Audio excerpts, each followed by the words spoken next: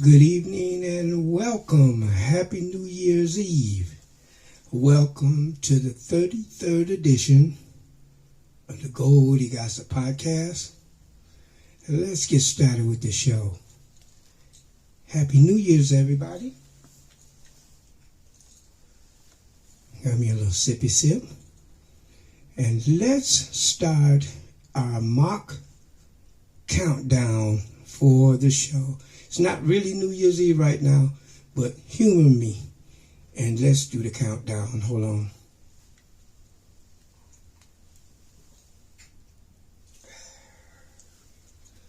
Okay, here we go, guys.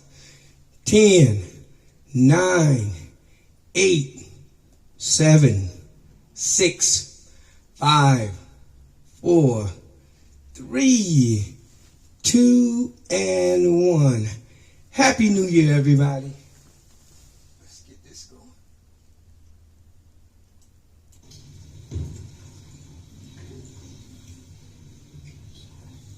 Let's just reflect.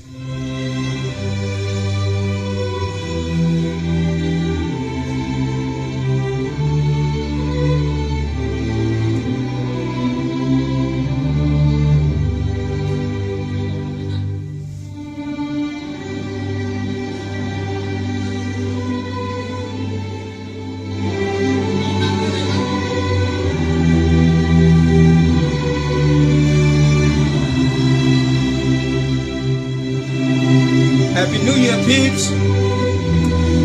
Happy New Year to everybody.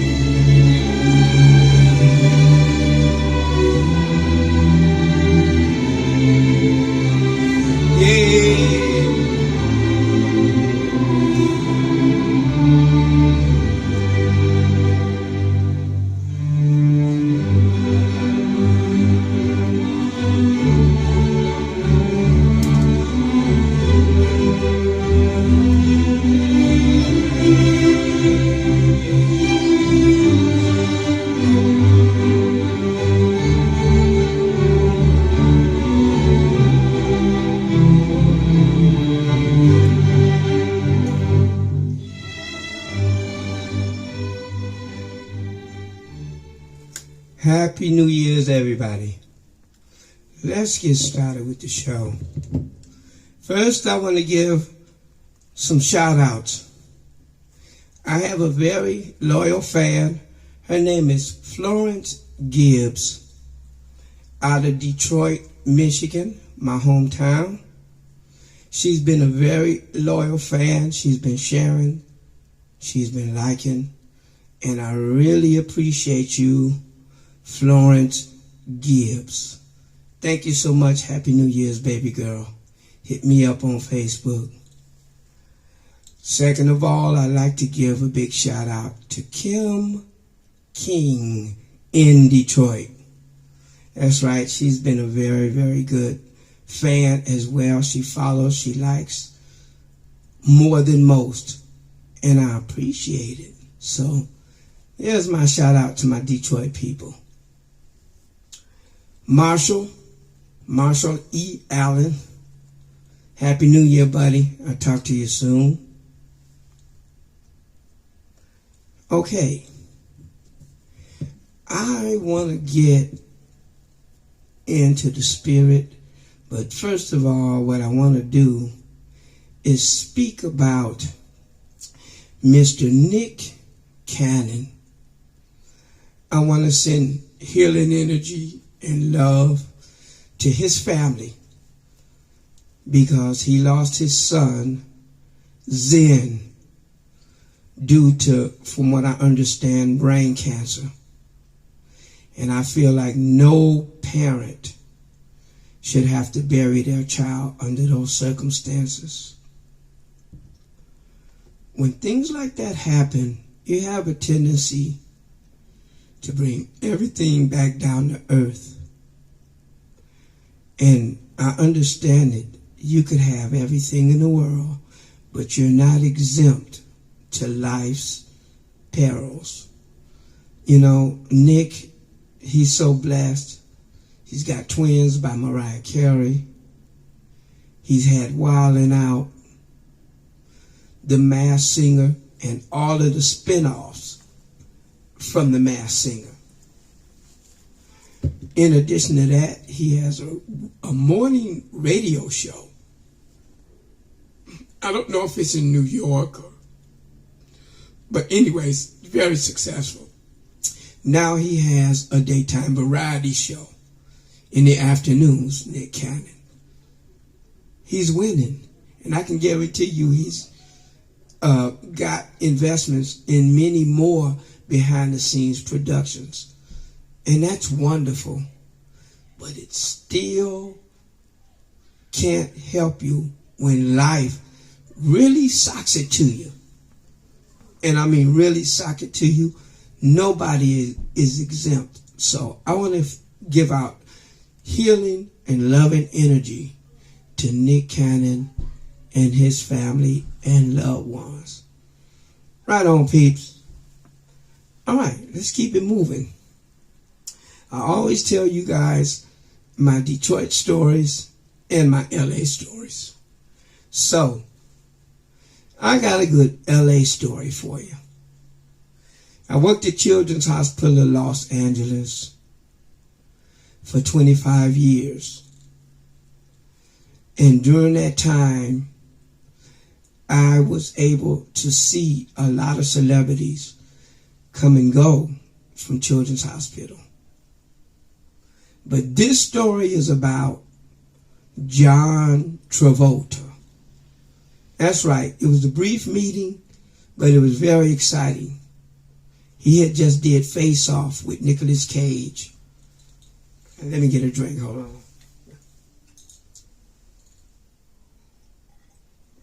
So it was great. Okay, let me give you the backstory. So I'm working 10 at night till 6 in the morning. Children's Hospital, Los Angeles. My main post is in the emergency room with the girls, cleaning up. But at midnight, all the other housekeepers in the hospital go home. And I was the only housekeeper from midnight till 6 in the morning. I carried a beeper. And I handled everything from trash in the basement to cleaning operating rooms and the operating room at the top, and cleaning up beds from discharges, and cleaning up beds for admissions as well. So,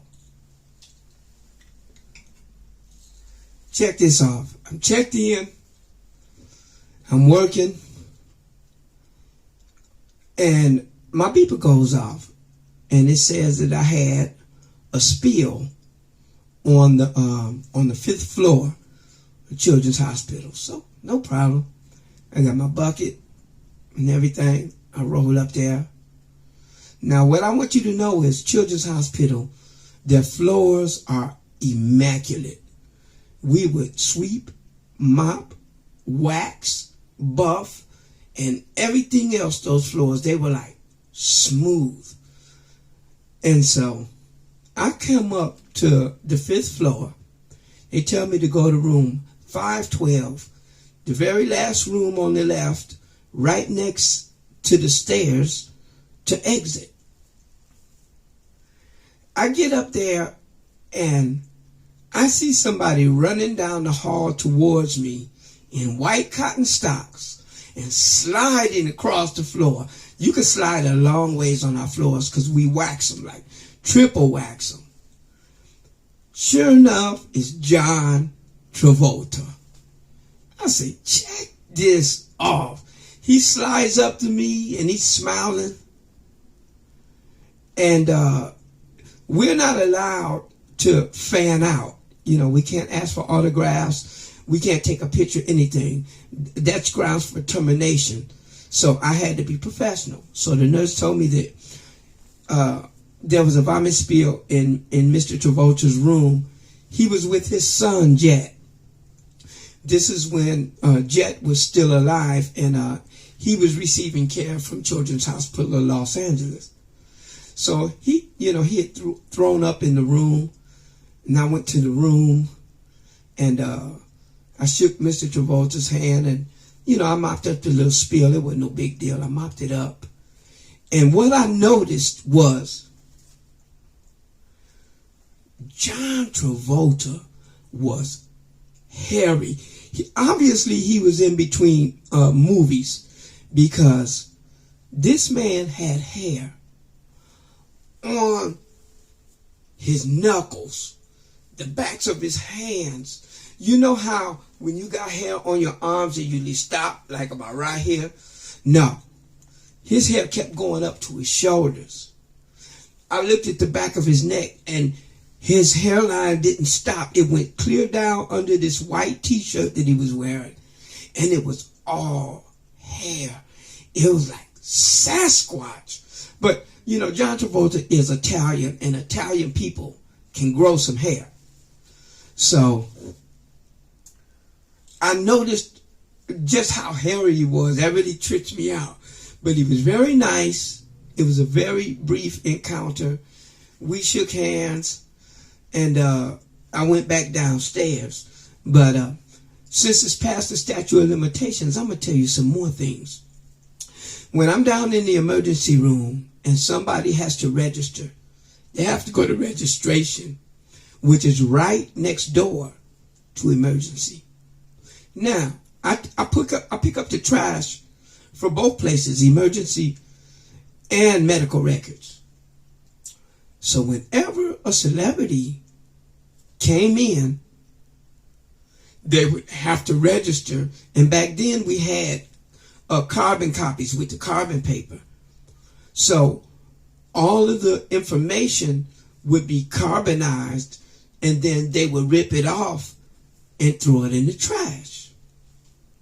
So I was able to just make my rounds with the trash, and I would remember which trash the celebrity had registered in.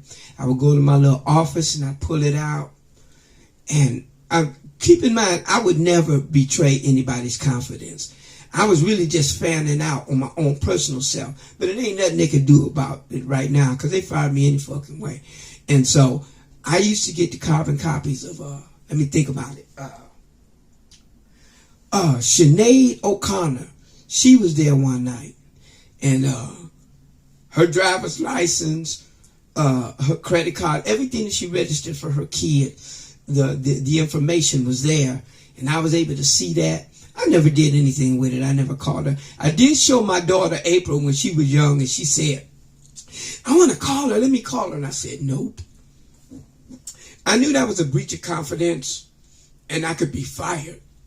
So, what's some more celebrities I got? John Travolta, I had his information. Artie Evans. Now, you guys may not remember Artie Evans. He lives right up in the hills there in Silver Lake, almost walking distance from Children's Hospital. And he has a kid that was sick. Now, in case you don't know who Artie Evans is, he was in Trespass. He was the bum at the end. You remember Trespass with Ice-T, Ice Cube, Stoney Jackson, and my boy Artie Evans. He was the bum who they had tied up. And at the end, he ended up with the gold. And he was also the airport supervisor of security in Die Hard.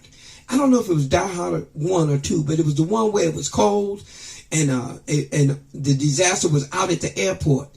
Well, the head of security with the gray hair, that's Artie Evans. Also, A Soldier Stories. He was Bookie. He was the Sergeant's kiss ass in A Soldier Story with Denzel Washington. It was an all-star cast. And Bookie, that was his name. He was always with the sergeant. Yeah, I hate them niggas. They always dancing and singing. Bookie, we don't need these kind of people no more. We the new niggas, and we don't need no niggas like Bookie. You hear me, Bookie? Oh, yes, sir, Sarge. Oh, yes, sir, Sarge. Yeah, but that was him. And he's been in a whole lot of more movies. I think he was in that Martin Luther King movie made for TV. He was one of the Secret Service agents. And he's been in many, many more movies. But anyways, check this out. Artie Evans was in the emergency room. And I introduced myself to him. None of the employees was there, so I didn't have to worry about, interacting with him. So he told me he needed change for a 20. Check this out. I told him, sure, I could give you change for a 20. But I had to go to the cashier, which was in the far side of the building.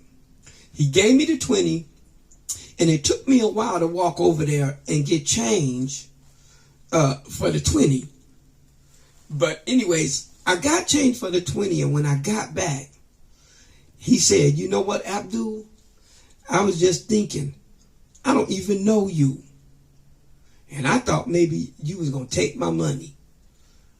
And I was really embarrassed. I said, Mr. Evans, this job pays me enough money to be able to pay for anything I got. So I have no need to steal, especially from somebody like you who I admire so much in the movies and everything. I would never take your money. And he said, well, thank you for being honest, Abdul. I said, well, thank you, Mr. Evans. And he gave me his cash. I went on about my way. I met Isaac from the Love Boat. Hey, you remember Isaac? Hey, he was the bartender on the Love Boat. I met him. I met Mr. T. I met Chaka Khan. I met Dolly Parton and Kenny Rogers. They shot the Christmas special up in rehab, the kids in rehab. And that was a big deal. I met, what's his name?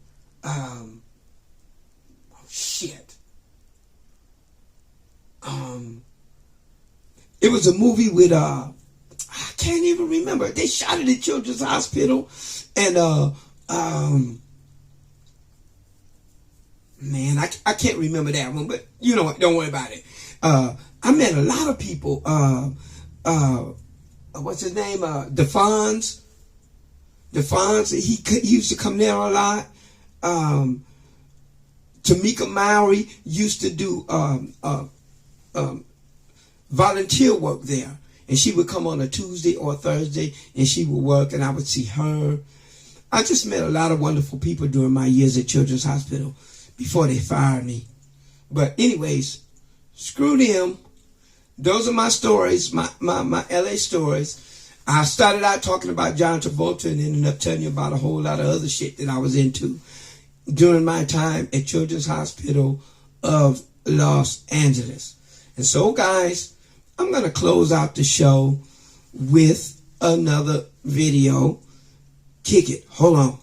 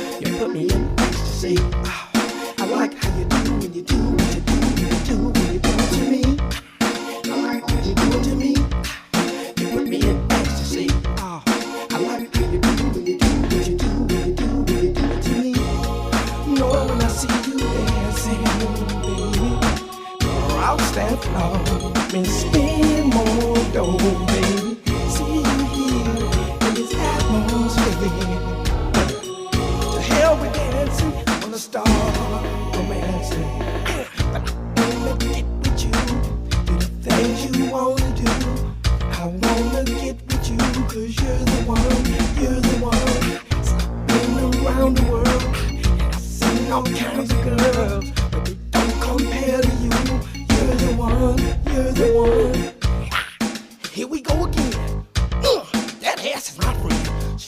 shake it up, shake it up, shake it. We got money, girl, you make it. Show 'em what you got, show 'em that you're hot. Show all the fellas in the club you don't stop. Everybody in the club got dope. We show it. Drop it down low to the floor. We throw it. Like what you doing to me? The extra shake.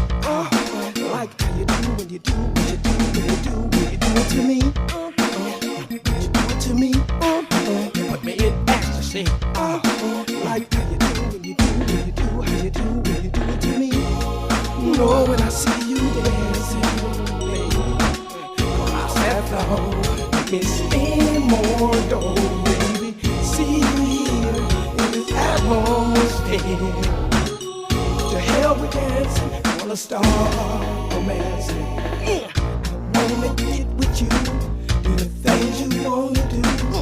I wanna get with you, 'cause you're the one, you're the one.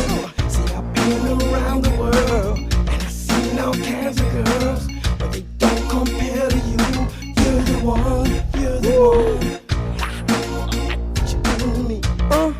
Put me in ecstasy. I like how you do when you do when you do when you do when you do it to me. Like what you doing to me? You put me in ecstasy. I like how you do when you do what you do when you do when you do. Fake hair, fake nails, but the booty for real. Hair done, nail done, everything big. Fake hair, fake nails, but the booty for real. Hair done, nail done, everything big. Fake hair, fake nails, but the booty for real. Hair done, nail done, everything big. Fake hair, fake nails, but the booty for real. Hair done, nail done. You're